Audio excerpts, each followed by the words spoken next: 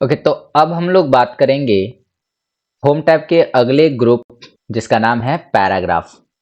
Paragraph group के अंदर कुछ ऐसे ऑप्शंस होते हैं जो कि किसी पैराग्राफ के ऊपर अप्लाई होते हैं। कौन कौन से हैं ये ऑप्शन, आइए देखते हैं। अगर हम बात करें इस पिक्चर की, तो इस पिक्चर के अंदर कई सारे ऑप्शन हैं। Like this is the decrease indent, इसको बोलते हैं हम इंक्रीज इंडेंट। ये है बुलेट्स, पैराग्राफ, स्पेसिंग, और ये अलाइनमेंट्स होती हैं। देन इस इज पैराग्राफ। तो ये कई सारे ऑप्शंस हैं, इनको एक एक करके हम लोग चलिए देख लेते हैं। तो अगर बात करें कि पैराग्राफ ग्रुप के अंदर कौन कौन से ऑप्शन होते हैं, तो इसमें सबसे पहला ऑप्शन आपको देखने को मिलेगा increase indent. What is indent? Indent क्या होती है? तो जब भी आप वर्ड में डॉक्यूमेंट को खोलते हैं तो आप देखेंगे कि यहाँ पर एक रूलर होता है, ठीक है, जो कि डॉक्यूमेंट पर ऐसे डिफाइन होता है, कुछ इस प्रकार से डिफाइन होता है। यहाँ पर कर्सर है और यहाँ से आप चीजों को लिखना स्टार्ट करते हैं। तो अगर हमने इंडेंट को बढ़ा दिया, सपोज करिए कि इंडेंट को हमने इस बार यहाँ कर दिया, तो अब आप यहीं से लिखना स्टार्ट करेंगे हमेशा। तो ये होती है इंडेंट। तो इंडेंट बढ़ाने का मतलब होता है it will move the indent of selected paragraph to the left of the page. ये क्या करता है कि लेफ्ट साइड में पैराग्राफ को ढकेल देता है, इसके इंडेंट को बदल देता है। इंडेंट का मतलब होता है स्टार्टिंग पोजीशन ऑफ कर्सर, यानी लाइन की जो शुरुआती पोजीशन है वो कहां से रहेगी।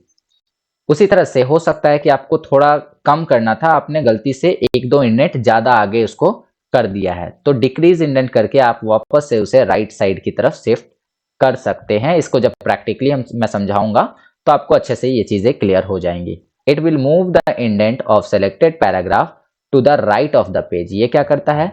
इंडेंट को राइट साइड में मूव करता है, जबकि इंक्रीज से लेफ्ट साइड में मूव होती है। उसके बाद अगर हम बात करें बुलेट्स की, तो बुलेट क्या होता है? बुलेट का यूज करके आप एक लिस्ट बना सकते हैं या कोई नंबर का लिस्ट बना सकते हैं। लिस्ट बोले तो यहाँ पे मान लीजिए कि आपने एक ऐसे पॉइंट बनाया और कुछ लिख दिया, फिर एक दूसरा पॉइंट बनाया और फिर कुछ लिख दिया, फिर तीसरा पॉइंट। तो जब भी हमें कुछ पॉइंट कर करके लिखना होता है देन हम वहां पर बुलेट्स का यूज करते हैं। लेकिन आप बुलेट्स के अलावा इसके अंदर नंबर जैसे 1 2 3 ऐसे कंटिन्यूअस नंबर का भी एक लिस्ट तैयार कर सकते हैं, या ABCD कुछ ऐसे भी नंबर्स का लिस्ट तैयार कर सकते हैं। तो ये हो गई बातें किसकी? बुलेट्स की। अगर बात की जाए लाइन स्पेसिंग की, तो लाइन स्पेसिंग का यूज करके आप दो लाइन के बीच के गैप को बढ़ा या घटा सकते हैं। आपने हमेशा देखा होगा कि पैराग्राफ में जो दो लाइंस लिखी हुई हैं उनके बीच में कुछ हल्का सा गैप है। यहां भी आप देख सकते हैं कि दोनों पैराग्राफ के बीच में कुछ गैप है, ठीक है। तो दोनों पैराग्राफ के बीच के गैप को या तो बढ़ा सकते हैं या तो घटा सकते हैं। दो लाइन या दो पैराग्राफ के बीच के गैप को बढ़ाया या घटाया जा सकता है इसकी मदद से। ओके, तो उम्मीद करता हूं कि आपको increase indent, decrease indent, bullets and line spacing समझ में आ गई। तो ये चारों चीजें समझ में आ गई, इसको प्रैक्टिकली जब समझेंगे तो और ज्यादा क्लियर हो जाएगा। इसके बाद कुछ अलाइनमेंट्स होती हैं, जैसे ये चार ऑप्शन हो गए, ये है डिक्रीज इंडेंट, ये है इंक्रीज इंडेंट, ये है बुलेट और ये है लाइन स्पेसिंग। अब नीचे ये जो चार ऑप्शन आपको दिख रहे हैं ये चारों के चारों अलाइनमेंट्स हैं।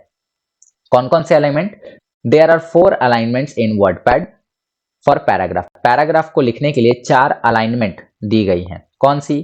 तो पहली है लेफ्ट अलाइनमेंट, जिसको एक्टिवेट करने के लिए आप कंट्रोल के साथ L दबा सकते हैं।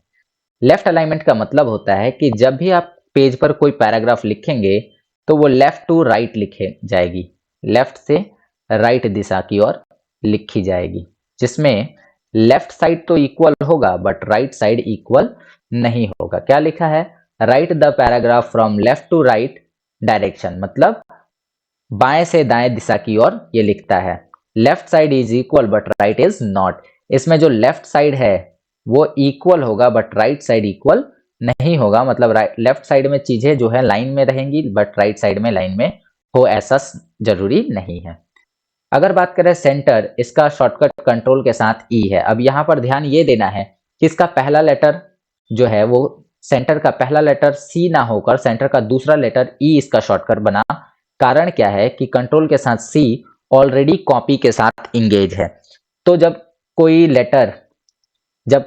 शॉर्टकट की दूसरे किसी ऑप्शन का शॉर्टकट की होता है तो जनरली उसके लिए शॉर्टकट की बदल दिया जाता है। तो इसीलिए सेंटर का जो शॉर्टकट की है वो कंट्रोल सी ना होकर कंट्रोल ई है, क्योंकि कंट्रोल सी कॉपी का शॉर्टकट होता है।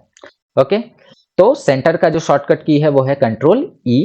इससे हम क्या कर सकते हैं कि पैराग्राफ को पेज के सेंटर में लिख सकते हैं, जैसे कि ये पेज है और आप बीच में किसी भी बात को आराम से लिख सकते हैं। उसके बाद आता है राइट। ये जस्ट लेफ्ट का अपोजिट है। लेफ्ट में जहां लेफ्ट से राइट की तरफ आप चीजों को लिख रहे थे, इसमें राइट से लेफ्ट की तरफ चीजों को लिखा जाएगा। तो ये हो गया हमारा राइट अलाइनमेंट। ठीक है, इसके अलावा है जस्टिफाई। जस्टिफाई और लेफ्ट अलाइनमेंट सेम है लिखने की दृष्टि से। मतलब कि अगर आप जस्टिफाई लेते हैं देन आप लेफ्ट टू राइट ही लिखेंगे, बट इसमें एक बेसिक डिफरेंस ये है कि इसका लेफ्ट साइड और राइट साइड दोनों आपस में क्या होंगे, इक्वल होंगे। इधर भी पैराग्राफ इक्वल होंगे और इधर भी इक्वल होंगे। तो ये हो गई जस्टिफाई। ओके, तो अब आइए फटाफट से हम इसे प्रैक्टिकली समझ लेते हैं कि इसका क्या वर्क है और कैसे इसको यूज करना है। तो अभी आप देख सकते हैं कि यहाँ पर ये जो डॉक्यूमेंट मैंने पहले बनाया था वो अवेलेबल है। इस डॉक्यूमेंट के अंदर आप पहले लाइन को देख सकते हैं। ये जो लाइन है वो कौन से अलाइनमेंट में लिखी हुई है, लेफ्ट अलाइनमेंट में। ठीक है, अगर मैं इसे सेंटर कर दूं तो ये पेज के बीच में चली जाएगी, और अगर मैं इसे राइट कर दूं तो ये पेज के राइट साइड में चली जाएगी। ठीक है, ओके। अगर मैं इसका इंडेंट बढ़ा दूं, यहां से इंडेंट को मैं बढ़ाऊं तो ये थोड़ा थोड़ा आगे घिसकेगा। इसको समझाने के लिए मैं आपको नीचे ले चलता हूं यहां पर। अब मान लीजिए कि जब हम कोई चीज नई चीज लिखने की यहां कोशिश कर रहे हैं तो वो यहां से स्टार्ट हो रही है। ठीक है, क्योंकि इसका इंडेंट यहां है। रूलर पे आप देख सकते हैं इसका इंडेंट यहां पर अवेलेबल है। यहां इसका क्या है, इंडेंट है, और जो भी चीज आप लिखना चाहते हैं वो यहां से स्टार्ट हो रही है। तो अब हमें क्या करना है, अब हमें इंडेंट को बढ़ाना है। इंक्रीज करते हैं तो इंडेंट हमने यहां सेट कर दिया है। आप देख सकते हैं इंडेंट हमारा यहां पे सेट हो गया है, अर्थात कर्सर पे भी आप चेक कर सकते हैं कि यहां पर इंडेंट सेट हो गया है। तो अब हम अगर लिखना स्टार्ट करेंगे तो चीजें यहीं से लिखनी शुरू होंगी। तो आप कुछ भी लिखेंगे तो वो चीज जो है वो यहीं से स्टार्ट होगी, लेकिन अगले लाइन में भी ये वहीं रहेगी। ठीक है, मैं कुछ भी ऐसा रैंडमली लिख दे रहा हूं, बट चूंकि अलाइनमेंट आप देख रहे हो कि ये लेफ्ट अलाइनमेंट है, तो इसमें आप एक चीज नोटिस करना कि लेफ्ट किनारा जो है पैराग्राफ का वो क्या हो रहा है, वो किनारा एकदम इक्वल हो रहा है, बट राइट भी इक्वल हो ऐसा जरूरी नहीं है। इसी पैराग्राफ पे मैं आपको चारों अलाइनमेंट भी समझा देता हूं। इस पैराग्राफ पर, अच्छा मान लो कि पहले अलाइनमेंट समझने से पहले ये जो पैराग्राफ है, ये पैराग्राफ यहाँ है, मुझे इसको 2 पर लिखना था, तो मैं यहां से क्या कर दूंगा, डिक्रीज इंडेंट कर दूंगा। तो अभी हमारा इंडेंट कहां पर आ चुका है, रूलर पे आप देख सकते हैं 2 पे आ चुका है। मुझे अगर 3 पे जाना होगा तो मैं क्या करूंगा, इंक्रीज इंडेंट एक बार और। तो यहां पर 2 बार इंक्रीज इंडेंट करते हैं, ये 3 पर पहुंच गया है। तो इसी प्रकार से जो है इंडेंट काम करता है। बुलेट अभी समझाएंगे, पैराग्राफ समझ लेते हैं। पैराग्राफ में क्या है कि 2 लाइन के बीच की दूरी कितनी है, तो 1.15 इसमें बाय डिफॉल्ट सेट है। हम चाहें तो 2.0 करके 2 लाइंस के बीच की दूरी को बढ़ा सकते हैं, या फिर इसको और कम कर सकते हैं 1.0 करके। ठीक है, तो मैं इसको 1.5 कर देता हूं। चलिए, अभी ये जो अलाइनमेंट यूज कर रहे हैं इस पूरे पैराग्राफ में, तो ये अलाइनमेंट है लेफ्ट अलाइनमेंट। लेफ्ट अलाइनमेंट की खासियत क्या है कि ये लेफ्ट टू राइट लिखता है, और दूसरी चीज इसका लेफ्ट साइड एकदम इक्वल होता है, बट राइट साइड में कोई लाइन छोटा या कोई लाइन बड़ा हो सकता है। यही चीज अगर हम सेंटर करेंगे तो ये सेंटर ऑफ द पेज चीजों को लिखेगा। इसमें लेफ्ट साइड भी इक्वल नहीं होगा और राइट साइड भी इक्वल नहीं होगा। उदाहरण के लिए मैंने आपको यहाँ पे दिखाया कि यदि हम इसको सेंटर करेंगे तो ये पेज के बीच में जाएगा, और यदि राइट करेंगे तो पेज के राइट साइड में चला जाता है।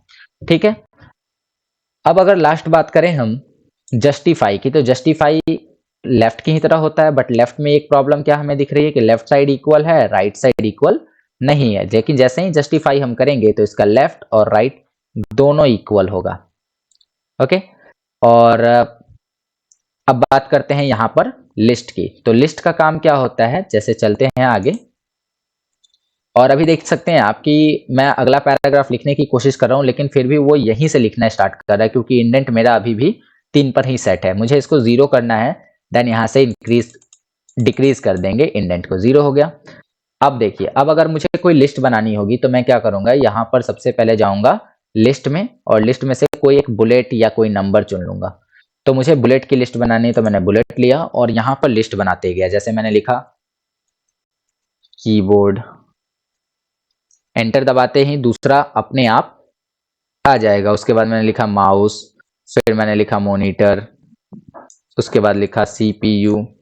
तो जितनी बार आप एंटर करेंगे उतनी बार बुलेट जो है ऑटोमेटिकली आते जाएगी। ठीक है, ऑटोमेटिकली आते जाएगी। लेकिन अब इसके आगे आपको बुलेट नहीं चाहिए तो आप क्या कर सकते हैं कि वापस से बुलेट में जाकर इसको नन कर सकते हैं। तो ये खत्म हो गई। ठीक है, अब हो सकता है कि आपको ये बुलेट पसंद ना आए तो आप इसको नंबरिंग में कन्वर्ट करना चाहो तो पहले आप इसे सेलेक्ट कर सकते हैं। सेलेक्ट करने के बाद में आप इसको किसी भी नंबर में कन्वर्ट कर सकते हैं। ठीक है, साथ ही साथ अगर इसके बीच की दूरी को घटाना है तो लाइन स्पेसिंग से जाकर इसको 1.15 दे सकते हैं, और घटाना है तो इसमें एक और ऑप्शन दिया है add 10 pt space after paragraph, इसको हटा देना होगा। ठीक है, अब आप 1.5 कर सकते हैं। तो उम्मीद करता हूं कि आपको ये सभी ऑप्शन अच्छे से समझ में आ गए हैं।